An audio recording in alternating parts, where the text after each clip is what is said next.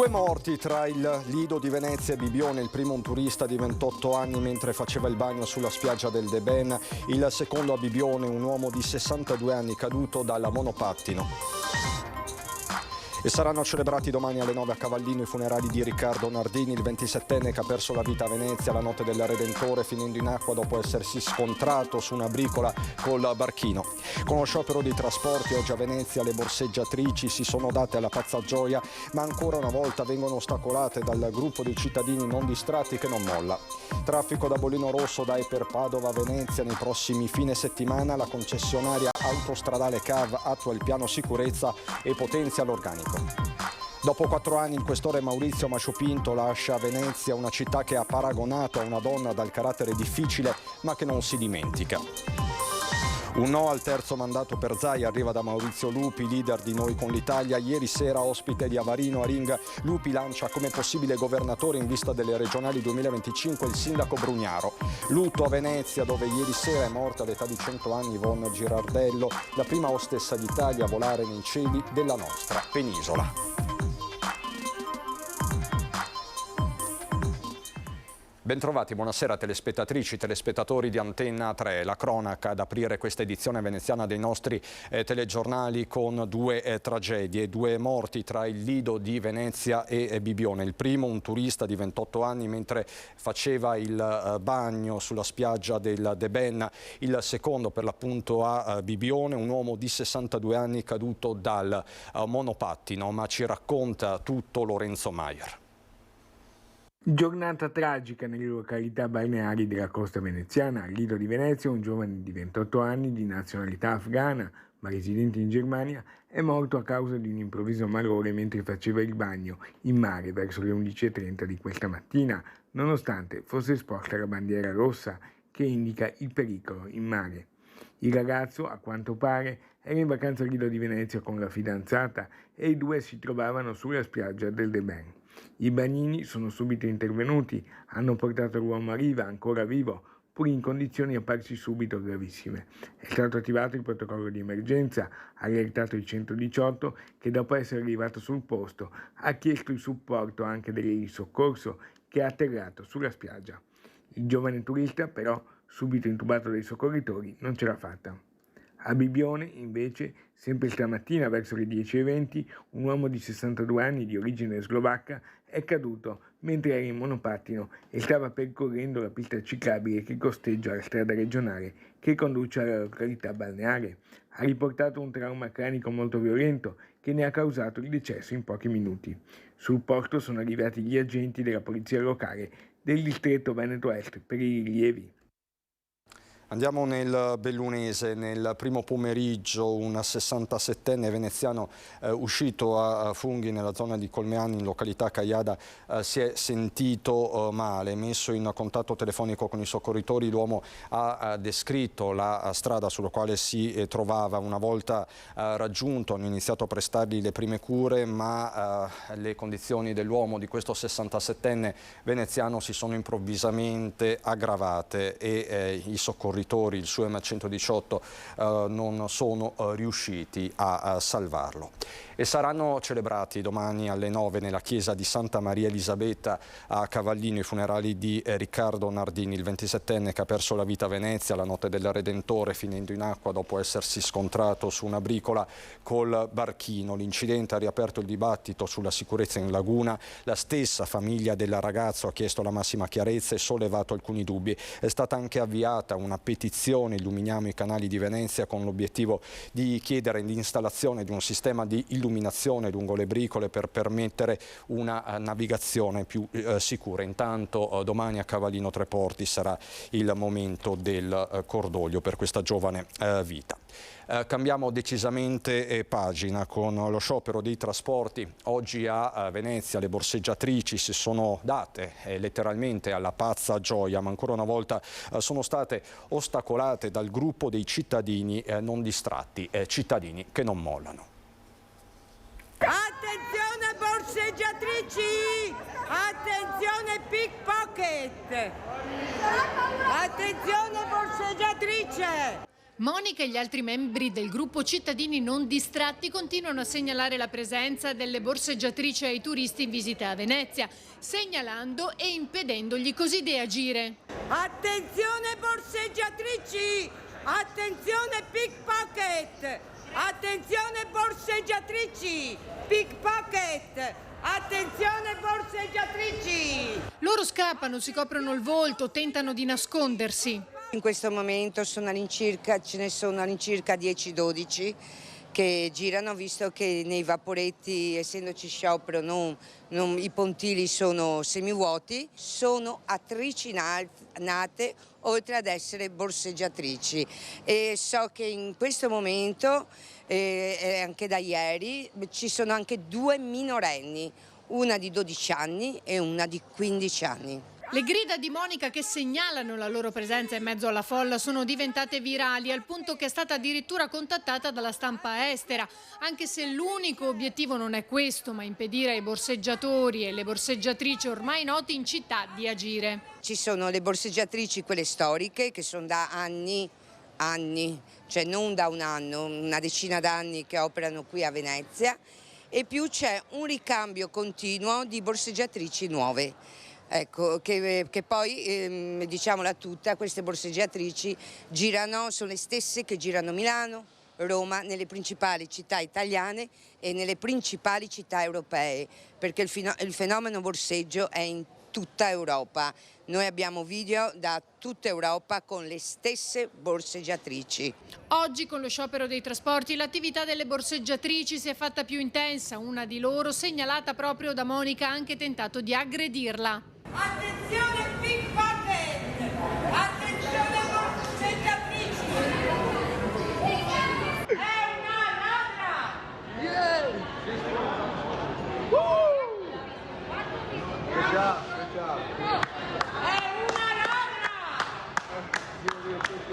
Justice was served.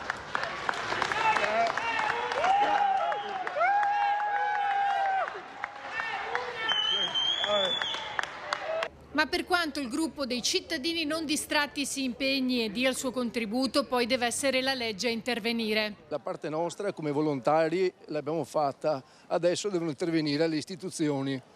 Siamo stanchi di promesse, parole, ci servono i fatti. La situazione è completamente fuori controllo, quindi esortiamo appunto i turisti a fare più attenzione, però esortiamo anche le istituzioni che devono assolutamente tutelare i cittadini e i pochi residenti veneziani rimasti a Venezia.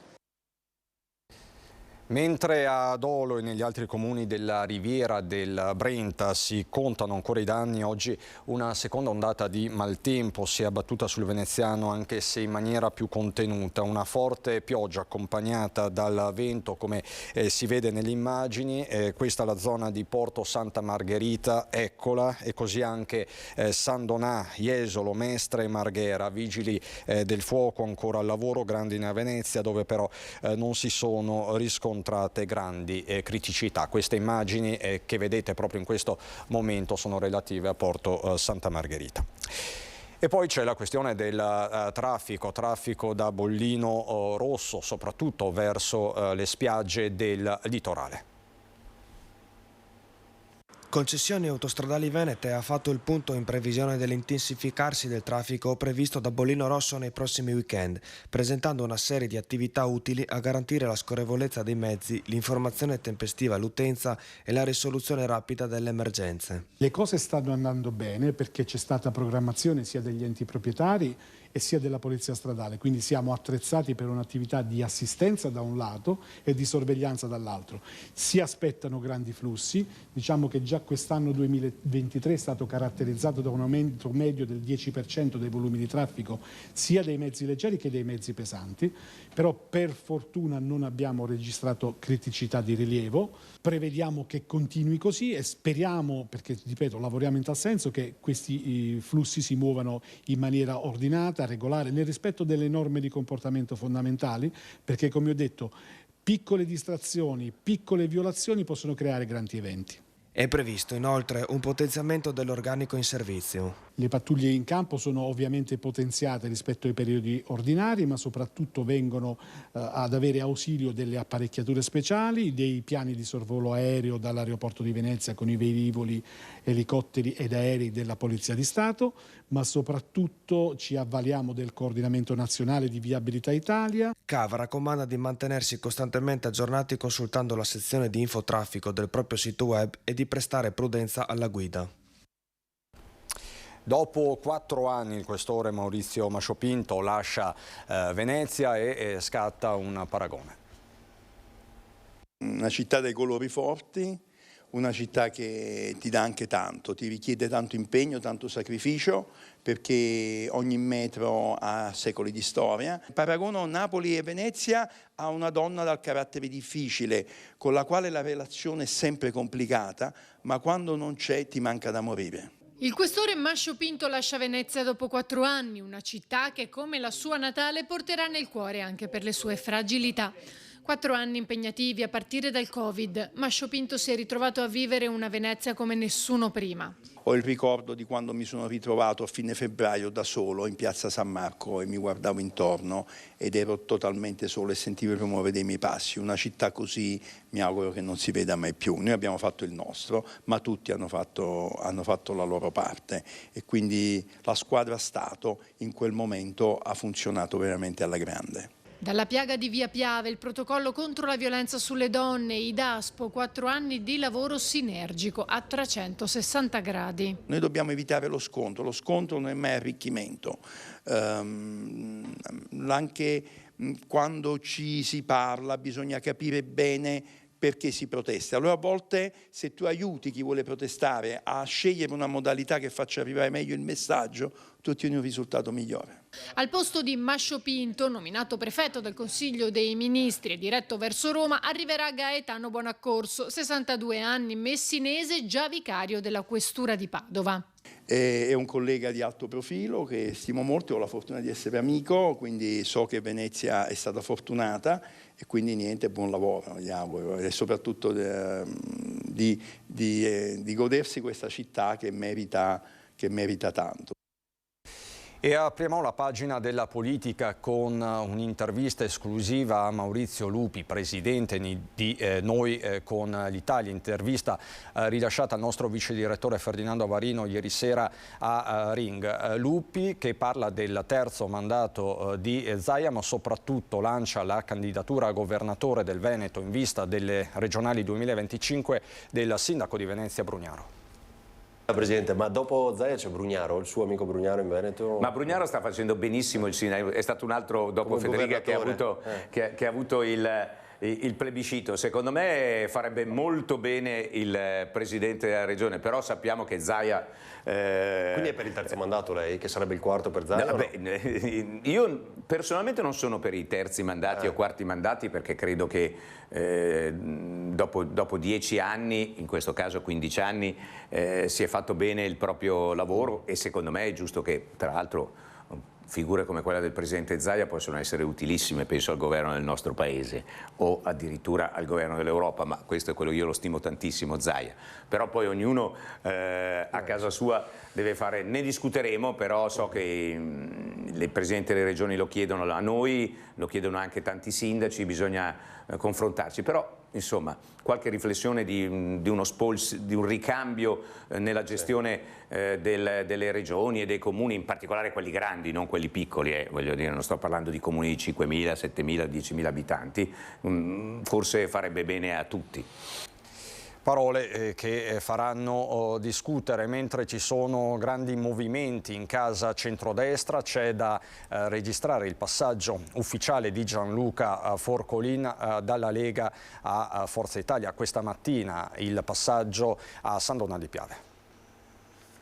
Un arrivo di una persona che ha fatto amministrazione, che è stato vicegovernatore e assessore del vostro comune e che ha lavorato molto per questo territorio e per il territorio del Veneto orientale in particolare, ed è Gianluca Forcolin, al quale io direi di fare subito un bel applauso. È stato il coordinatore provinciale degli azzurri veneziani Michele Celeghin ad aver dato oggi a San Donà il benvenuto in Forza Italia a Gianluca Forcolin, volto del Carroccio nel Veneto orientale e assessore alla Giunta Teso. Un addio alla Lega che Forcolin ha commentato così. È diventato un partito dove decide il segretario con poche idee spesso ben confuse, e quindi si è passati da il fazzolettino verde a quello celeste, oggi a un tricolore, a un core business che è quello del ponte sullo Stretto di Messina, che credo, con tutto rispetto, che ai nostri cittadini e a questo territorio interessi ben poco. Ed è per questo che Forcolin lancia un messaggio anche a tanti amici ancora in Lega. Non so, un banzato, un marcato, che cosa gli vuol dire?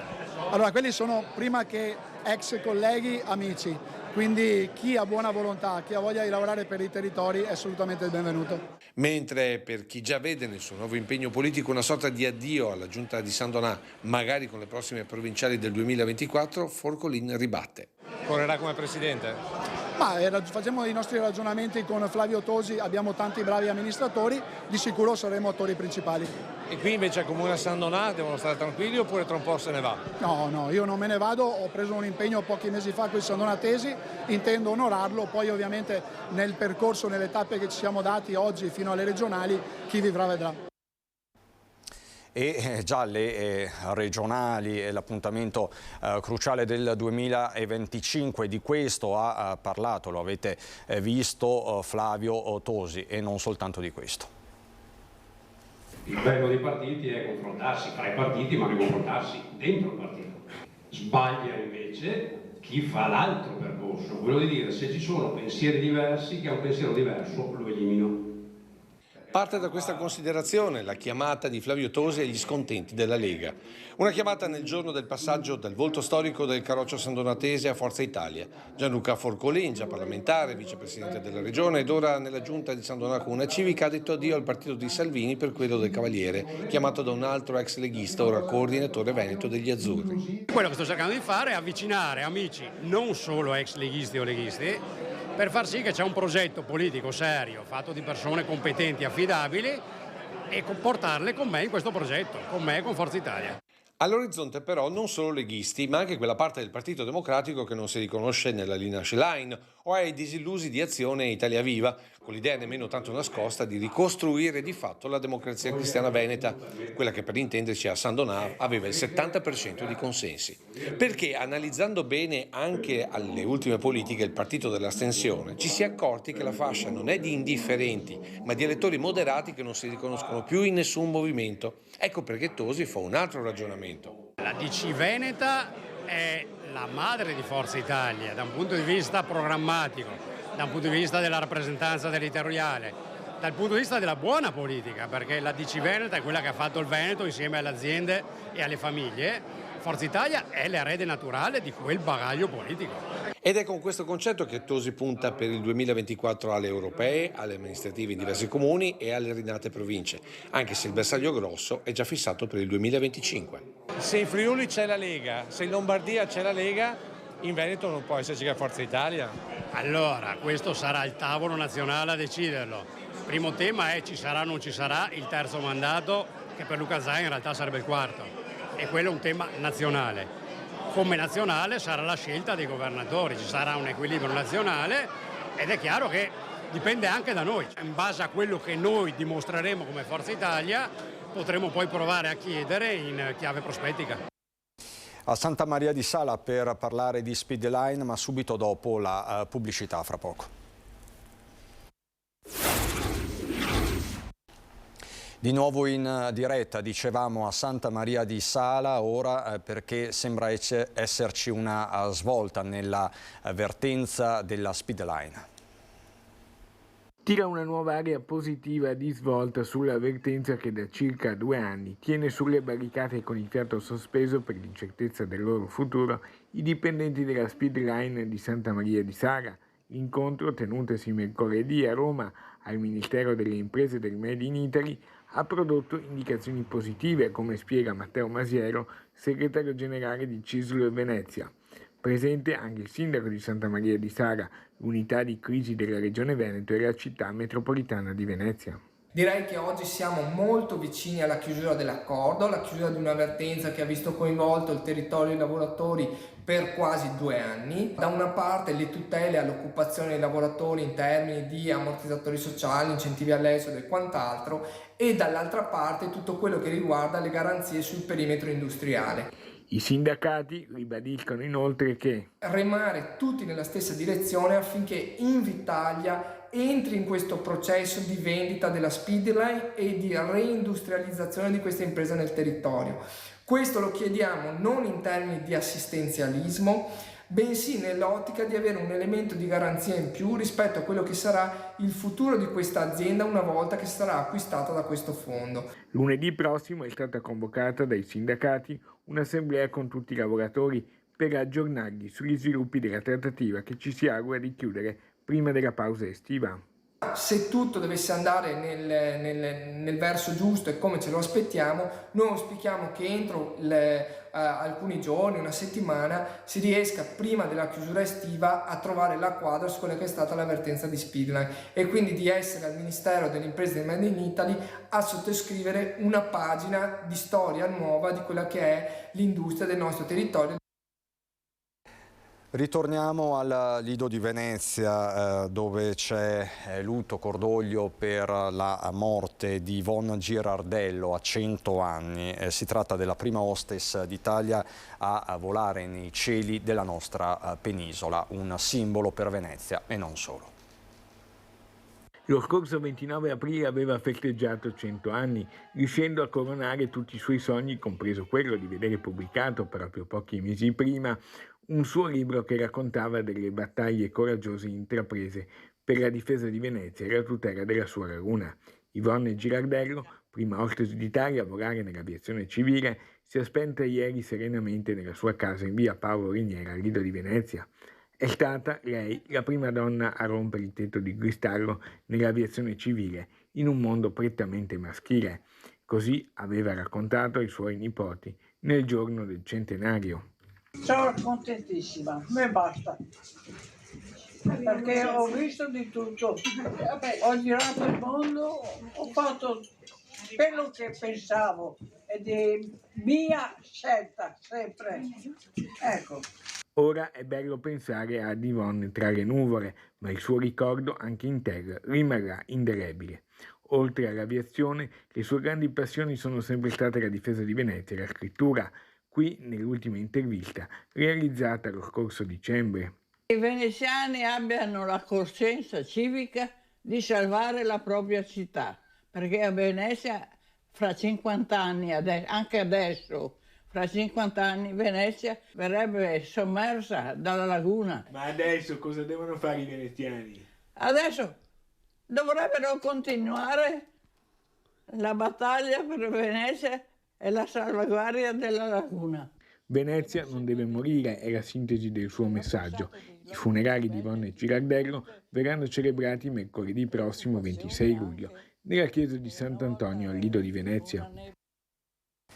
E da Venezia, dal veneziano è tutto anche per questa edizione. Vi lascio le previsioni del tempo. Buona serata.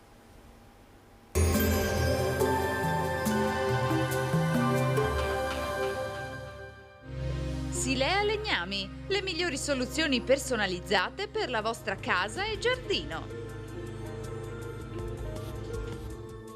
Bentrovati al meteo. L'atmosfera rimane instabile sul nostro territorio. Sabato 22 luglio avremo ancora qualche pioggia. Da domenica anticiclone più forte e clima ancora bollente. Vediamo insieme il dettaglio. Sul Veneto tempo piuttosto variabile con vari addensamenti nuvolosi e precipitazioni sparse sin dal mattino. Attenzione a possibili fenomeni intensi, schiarite più ampie in serata. Le temperature saranno in lieve calo, minime tra 17 e 21 gradi, massime tra 25 e 30 gradi all'incirca. Ci spostiamo ora sul Friuli Venezia Giulia. Anche in questo caso saranno possibili rovesci e temporali che si svilupperanno a più riprese nella giornata, ma con maggiore probabilità nel pomeriggio. Alcuni potranno essere anche forti. Temperature minime tra 16 e 20 gradi, massime sui 25-29 gradi. Infine diamo uno sguardo alla situazione del Trentino Alto Adige, dove sarà soleggiato al mattino. Nel pomeriggio isolati temporali. Temperature minime intorno ai 15-17 gradi, massime infine sui 27-31 all'incirca. Dal meteo per ora è tutto, vi auguro un buon proseguimento in nostra compagnia.